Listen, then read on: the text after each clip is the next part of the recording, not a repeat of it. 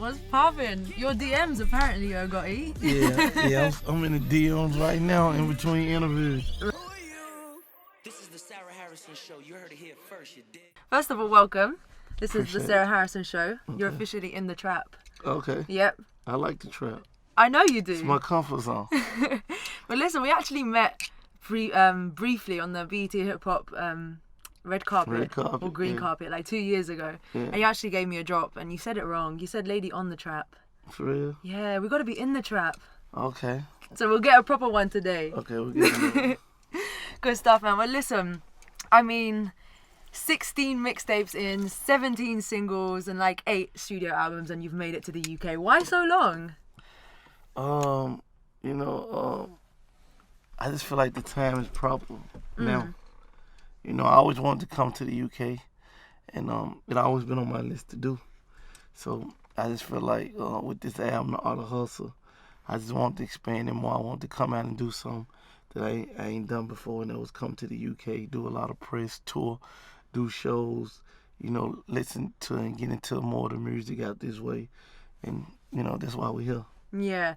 And is it a joint collaborative effort between you and Epic that's brought you out here? And Yes, L.A. Reid, Sylvia Wrong, you know, they were very instrumental in me coming out here too, you know. For sure. Yeah. So yeah, let's go straight into the Art of the Hustle. The opening track, it's a brilliant intro. You got K Michelle on there, of course, fellow Memphis. Yeah. How did that track come together? Well, that was one of the last tracks I did on the album, actually. And when I done it, I just felt it like so much, like it hit home so much. And I sent it to K Michelle, and when she done her piece and sent it back, like the pain and the soul in the record. I had a whole nother intro before I done that record. Wow. And that was one of the last records I done. So once I got it back, I ended up swapping the intro out. You know, I just feel like that was the right way to bring the album on. Yeah, most definitely.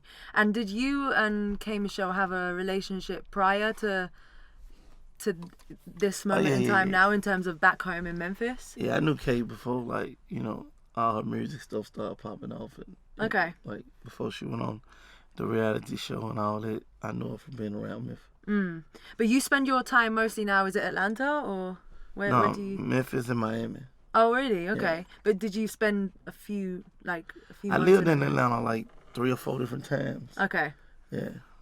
Do you feel like musically you can get your shit done in Atlanta more so than anywhere else? I like to record in L.A.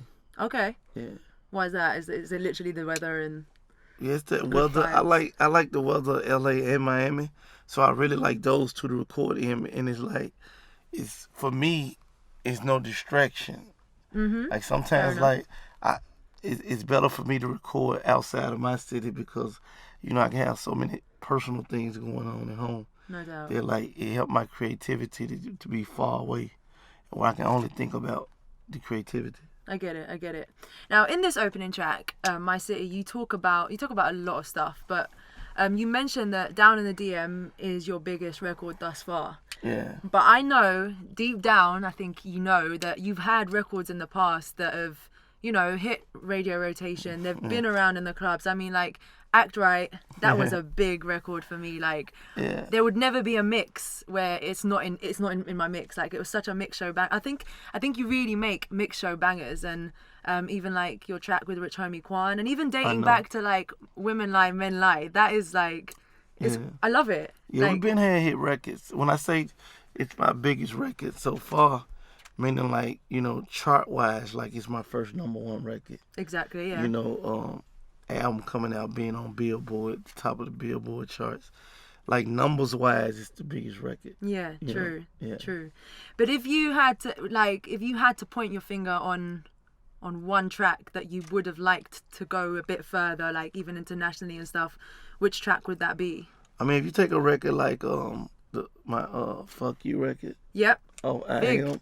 Like, to me, that's one of my biggest records, but we never worked it on radio. Got you. Like, so I can only imagine if we approached that record like a single and got behind it, like that record would have been crazy. For real. You know, because there was a record that like done all the work on his own, and it was like just we treated it like an album cut, and it don't matter where I go in the world, that's still one of the biggest anticipation crowd responses record we perform. Yeah. You know? Right, exactly. I put you alongside, not in terms of comparison or anything, but Future. Like, you really make records not just for the fans. You even, you know, you appreciate the DJs. I know you've got like a very tight relationship with Smalls.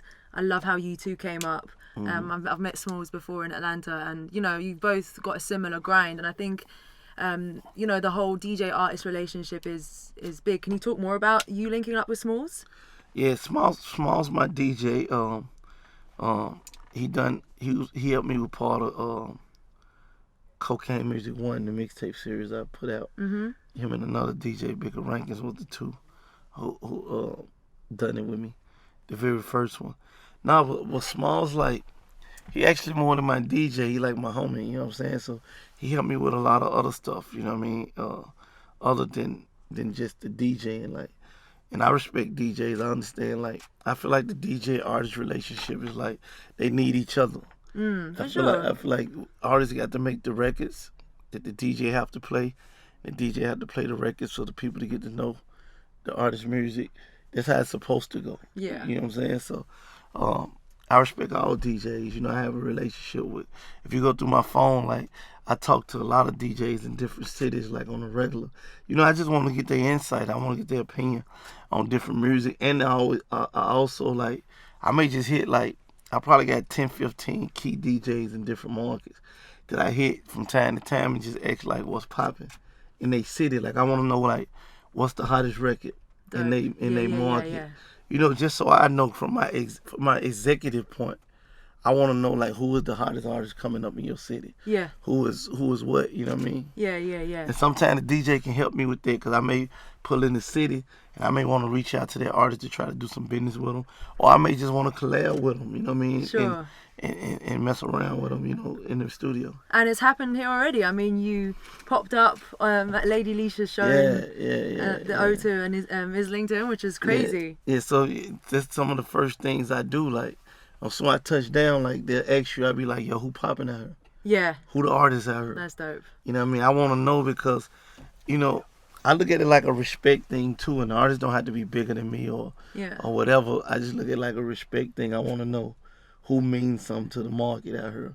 And, you know, I want to chop it up with them, maybe work with them. You never know, you know what I mean? So can we expect any surprises then at your show tomorrow in London? We're going to try to pull some things out. Yeah? Yeah. Dope. I want to ask you, obviously you speak of your life growing up in Memphis and stuff, and the hustle, and you know the problem of gun crime in America. And recently, I don't know if you had a relationship with him, but Bankroll Fresh has lost his life in his hometown of Atlanta. What is your opinion on gun crime right now in America? Man, it's just crime, period. You know what I mean? Like, crime that could be avoided, really. You know what I'm saying? Like, 9 times out of 10, I don't know the situation, but I know Bankroll Fresh, and he was like a super cool guy. You know, I actually was doing a conference call with him 2 days before. Wow. Like, just 2 days before the thing happened, I supposed to done a conference call with him, and the phone disconnected about doing some business with him. And 2 days later, that happened. But just senseless crime, you know what I mean? Things that I'm pretty sure that the guys who ever done it, like, at this point, it probably wasn't about nothing, and they probably even thinking about it now, like, man, I wish I wouldn't even done it. You know what I'm saying? Because, like, I'm pretty sure, like, it wasn't even about nothing. Right. You know, it wasn't even about nothing, so. It's crazy. Yeah, it's crazy. It is. Final question. If you were to put together a track similar to Detroit versus everybody, so you have Eminem, Royce the 5'9", everyone from Detroit, and you were to do something like Memphis versus everybody, who would you have on that track?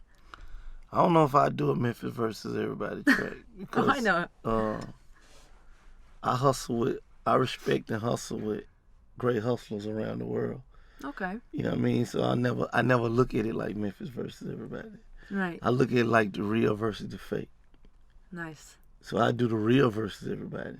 Yeah. You know what I'm saying? Okay. And you can be from anywhere as long as you're real. Yeah. And we can do a track together and call it the real versus everybody. Yeah, I mean, we see you do like loads of good collaborations with Wayne. I think you and Wayne have got such a good chemistry and stuff. Yeah, Wayne a big homie, man. I've been knowing Wayne a long time.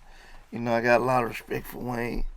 Just creativity, just him as a person. A lot of things, like Wayne responsible for a lot of great artists in the game. Boy. You know, so he a legend. Definitely. But I would anticipate a track with you and Justin Timberlake though. Oh yeah, Why I want not? to do a track with Justin. You wouldn't? I would. I You want to would. do one. Exactly. I want to do one. Get Timbo. I'm gonna try to do that. Yep. I'm gonna try to do that for the next album. Dope. That would be so tight. I'm gonna see if I can pull it off. You heard it here first. Yeah. But listen, before we go, I had to look. We had to do this because I just downloaded Snapchat. You new to it? I'm new to it, so I feel like you're the person to quickly school me on it. Like I'm gonna get you popping. Tell me how. Yeah. Hold up. Let me turn your Snapchat up. What's your name on Snapchat? Lady in the Trap. Lady in the Trap. Let me put you on my Snapchat so they can follow you. Okay. Yo, we in UK. We in UK. This lady on the trap. In the Trap. In you the get Trap. it? Hold on. Let's start over. I did that at BT. You did that. Yo, this lady in the Trap. We in UK. Follow her. Tell them your Snapchat. Yeah, my Snapchat's Lady in the Trap, and you can follow me on Twitter. I'm Sarah Harrison. It's Bang Radio in the house. There you go. That's crazy. Tell them your Snapchat. Yeah, my Snapchat's Lady in the Trap, and you can follow me on Twitter. I'm Sarah Harrison. Watch how you be popping that. Oh shit! I'm getting hot. My DMs are popping already. You finna be lit. Lit. You finna be lit. You know, lit stands for Lady in the Trap. Yeah. LITT. Oh, you super lit. Cool, man. Well, listen. You just went up. You just went up. I'm officially on Yo Gotti Snapchat. Yo Gotti's officially my first Snapchat. Thank you so much for coming in the trap with me. I'm looking forward to your show tomorrow. It's going to be a turn-up situation. Make sure you do all your old hits, please. Okay. I want to hear Women Lie, Men Lie. Okay. Try and do it. Dope. Let me know when I see them all, let me know how many followers you got. Okay, cool. I don't think I did it, though.